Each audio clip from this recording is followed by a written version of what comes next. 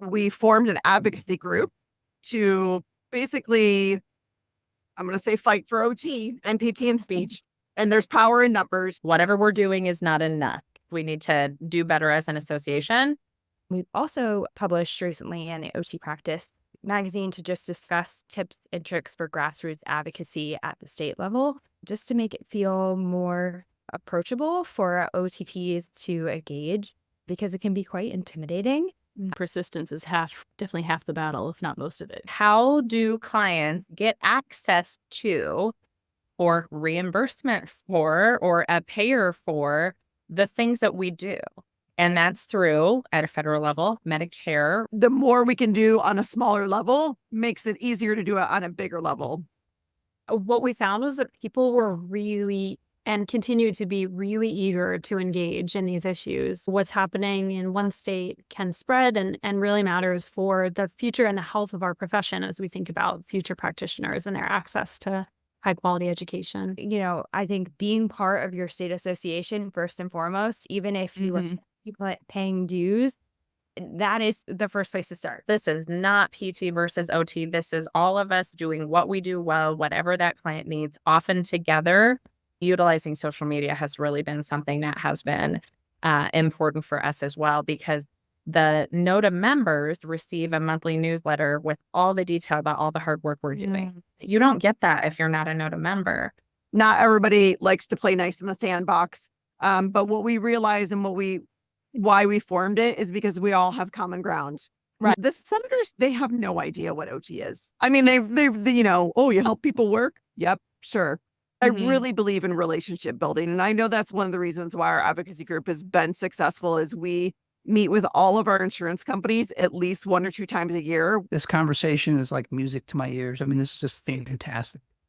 Very exciting. One of the struggles here is the capacity of state associations to engage in these efforts, but also to bring in the next group of advocates. Individuals who are newer in their career feel like they're trying to, drink from the fire hose in their first job, let alone trying to join a state association. It's not an extra. It's not a some people. It's an all people all the time. Things are changing rapidly with technology and AI, and you have encroachment on scope of practices going on. We didn't pass a law ever, and we've passed 4 in 5 years. That is not an accident. That is not an accident. We were coached. It was strategic. One thing that I initially started with was to figure out, okay, what are our actual initiatives? What have we been doing? What's working? What's not working? Where can we have the biggest impact? We need to make it sexier to be involved in your state association, because having people come to meetings, having people know who they can reach out to on the state level, that's how you build grassroots advocacy. Money, rules the world. So I think helping them understand, we want you to be able to get raises. People are quick to dismiss the state associations because they're like, what are they doing for me? Well, we do a lot, or we try to do a lot, and we need help. What I think happens is people have a practice complaint and they don't see that it's actually policy and payment and reimbursement that led to that employer creating that. Because it's a policy thing, we can change it, but I can't change it. We have to change it. All of us have to work together to change it. This generation, at least the ones that I'm teaching, are incredibly passionate about political advocacy. They care about important issues. And so I'm hopeful that as we get younger and younger generations who are really emboldened with advocacy in their blood, that we're going to see that sort of drift through all realms of OT.